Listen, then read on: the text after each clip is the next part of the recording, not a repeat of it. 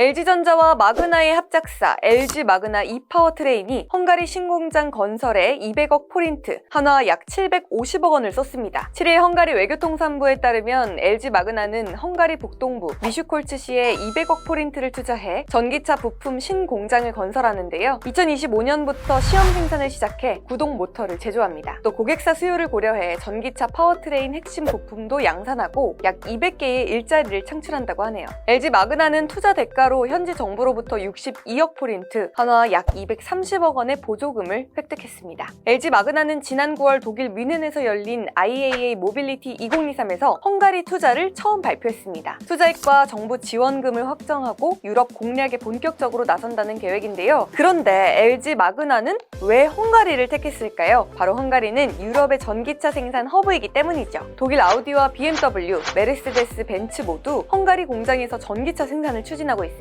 여기에 중국 BYD도 헝가리 코마롬에서 전기버스를 생산하고 있죠. 헝가리 투자진흥청에 따르면 헝가리는 지난해 65억 유로의 투자를 유치했는데 이 중 73%가 전기차 산업 관련 투자였죠. 완성차 업체들의 전기차 생산 기지로 부상하는 헝가리를 거점으로 삼아 LG 마그나는 유럽에서 수주를 확대할 것으로 기대됩니다. 앞으로 LG 마그나의 행보는 어떻게 될까요? 조태현 기자가 알아봤습니다.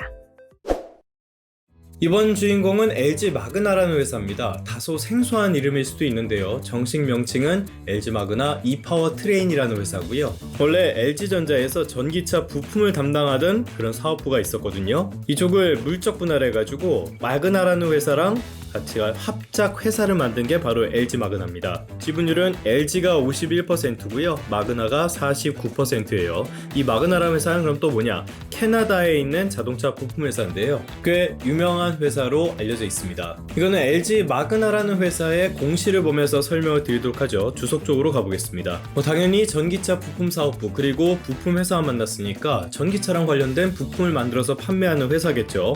이 회사의 주요 제품을 보면은 모터, 배터리 팩 이런 것들이 있습니다. 모터와 전력 변환 장치 그리고 통합 솔루션까지 제공하는 회사다. 보시면은 매출액에서 대한민국이 있긴 하지만 그 비중은 그렇게 크지가 않고요. 지난해 기준으로 북미가 가장 큰 시장입니다.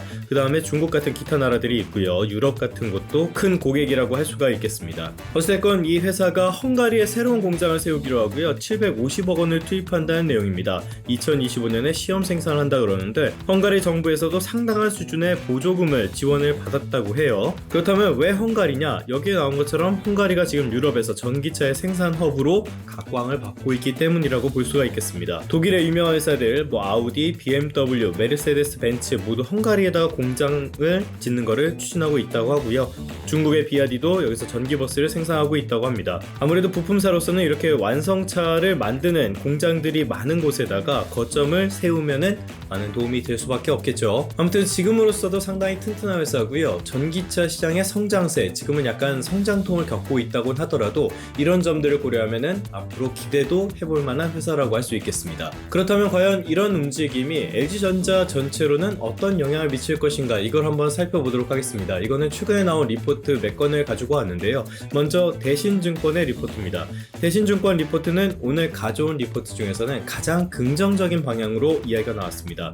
4분기에 LG전자의 가전, TV 모두 프리미엄 중심으로 성장세로 전환을 할 것으로 봤고요. 그리고 전장 매출, 이런 LG 마그나 같은 곳이죠. 이런 것도 고속 성장을 이어갈 것으로 전망을 했습니다. 그래서 4분기 실적도 꽤 좋게 전망을 했어요. 그런데 반대 목소리도 있습니다. 이건 키움증권에서 나온 리포트인데요. 키움증권은 4분기에 LG 이노텍을 제외한 LG전자의 단독 영업이익 추정치를 아예 적자로 잡았습니다. 왜냐? 프리미엄급에서 수요 약세가 이어지고요. 그리고 마케팅 비용까지 증가하는 것을 고려해서 이렇게 받았다는 겁니다. 다만 여기에서 살펴볼 게 있는데요. 그래도 전장 쪽, 자동차 부품 쪽에서는 흑자 기조를 유지할 것으로 전망했습니다. BNK 투자증권도 키움증권과 비슷한 전망을 했습니다. 그러니까 소비 경기가 나빠지는 것을 피할 수는 없고요. 여기에서 경쟁 심화로 마케팅 비용이 증가하는 게 전반적인 영업이익에 압박을 줄 것이다, 이렇게 전망을 했어요. 지금까지 세 가지 리포트를 소개를 해드렸는데요. LG전자의 4분기 전망 그리고 내년 전망에 대해서는 다소 엇갈리는 부분이 있습니다.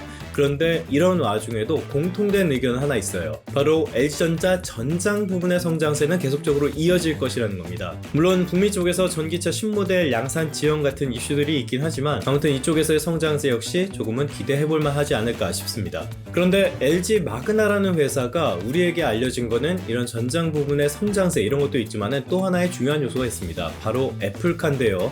애플카의 위탁 생산 유력 후보 가운데 한 곳으로 꼽히기 때문입니다. 애플카는 타이탄 프로젝트라고도 하죠. 애플이 개발 중인 것으로 보이는 자율주행 전기차입니다. 왜 보이는이라는 말을 굳이 썼냐? 아직까지 실체가 없기 때문이죠. 2021년에도 상당한 이슈가 됐었는데요. 아직까지도 여전히 뚜렷한 실체는 나오지 않고 있습니다. 이거는 애플 인사이더라는 곳에 실린 기사를 하나 보면서 더 설명을 드리도록 할게요. 거밍지라는 사람의 발언을 인용했습니다. 꽤 유명한 애플 전문가로 통하는 애널리스트죠. 이 사람의 주장은 애플카 프로젝트는 사실상 중단이 됐고 실제로 애플카가 시장에 나올 거는 한참 먼 미래의 일이라는 그런 설명입니다. 이것과는 반대로 최근에 2026년에는 애플카가 나올 것이다 이런 보도도 좀 전해지긴 했었는데요. 아직 시제품 제작 이전의 단계인 것만은 분명해 보입니다. 이렇게 실체가 없는데 너무 지나친 이쪽에 기대감을 갖는 것은 다소 금물이 아닐까 그런 생각으로 마무리하도록 하겠습니다. 그러면 성공 투자하시고요. 다음 시간에 다시 뵙도록 하겠습니다.